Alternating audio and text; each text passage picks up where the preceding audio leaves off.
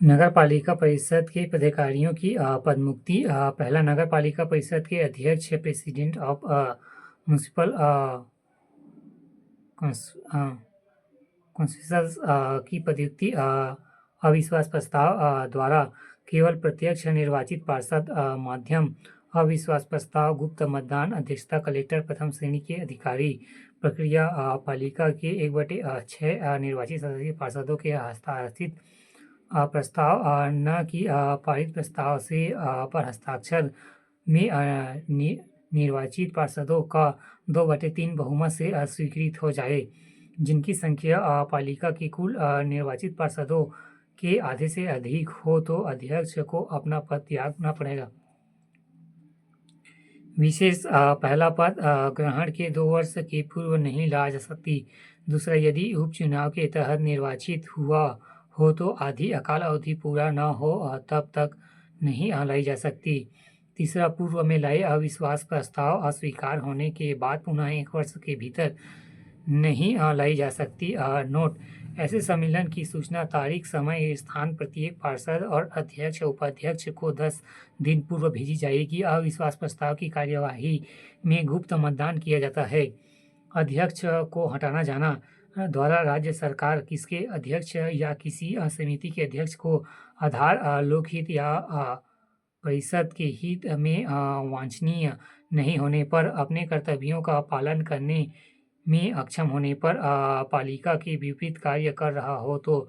Note: हटाए जाने के पहले अध्यक्ष को सुनवाई का अवसर दिया जाएगा। अध्यक्ष का त्याग पत्र: अध्यक्ष अपना लिखित त्याग पत्र मुख्य नगर पालिका अधिकारी को देगा, जिसे वह अधिकारी राज्य शासन को अग्रेसित करेगा। दूसरा, नगर पालिका परिषद के उपाध्यक्ष की पदच्युति। अविश्वास प्रस्ताव द्वारा केवल निर्वाचन पार्षदों द्वारा बाई ओनली इलेक्शन काउंसिल माध्यम अविश्वास प्रस्ताव नो कॉन्फिडेंस मोशंस अध्यक्षता कलेक्टर प्रथम श्रेणी के अधिकारी प्रक्रिया अविश्वास प्रस्ताव प्रस्तुत करने के लिए 1/6 सदस्य पार्षदों का हस्ताक्षर आवश्यक है। तत्पश्चात तत्काल बैठक का प्रबंधन किया जाएगा। अविश्वास प्रस्ताव उपस्थित तथा मतदान करने वाले 2/3 सदस्यों के द्वारा पारित होने चाहिए, जो कुल निर्वाचित सदस्यों के आधे से अधिक हो तब पारित माना जाएगा। विशेष पद धारण के 2 वर्ष के भीतर नहीं लाया जा सकता। पूर्व में लाए गए अविश्वास प्रस्ताव के 1 वर्ष की काल अवधि से नहीं लाया जा सकता। उपाध्यक्ष का त्याग पत्र: उपाध्यक्ष अपना लिखित त्याग पत्र अध्यक्ष को देता है। नोट: नगर पालिका परिषद के उपाध्यक्ष को परिवर्तित नहीं किया जा सकता है।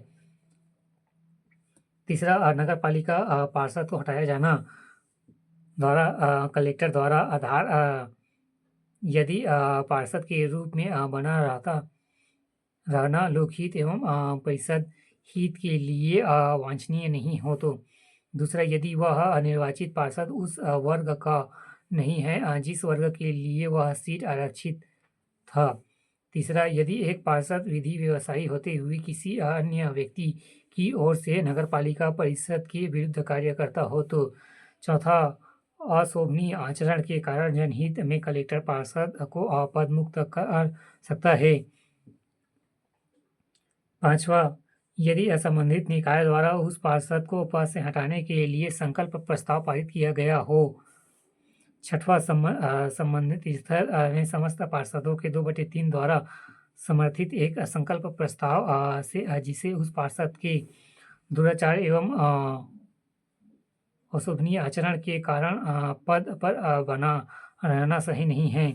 अपील: पार्षद को हटाने के लिए नगर पालिका परिषद द्वारा संकल्प पारित करने अथवा कलेक्टर द्वारा आदेश जारी करने उस पर पार्षद की सुनवाई उचित अवसर दिया जाएगा। वह राज्य सरकार को अपील कर सकता है और राज्य सरकार ऐसे अपील की सुनवाई के बाद उचित आदेश पारित कर सकती है। बी, पार्षद का त्याग पत्र: पार्षद अपना लिखित त्याग पत्र अध्यक्ष को देता है। अकस्मित रिक्त को भरा जाना: यदि किसी परिषद में अध्यक्ष या पार्षद का पद रिक्त हो जाता है और शेष काल अवधि 6 माह से अधिक है तो पद उपचुनाव की प्रक्रिया राज्य निर्वाचन आयोग के द्वारा संपन्न की जाएगी। यदि परिषद की शेष कालावधि 6 माह से कम हो तो अध्यक्ष व पार्षद की रिक्तियां भरी नहीं जाएगी। शेष कालावधि 6 माह से कम है तो रिक्त पद पर ऐसे पार्षद अध्यक्ष के कर्तव्य का पालन करेगा जिसे राज्य सरकार नाम निर्दिष्ट करेगी।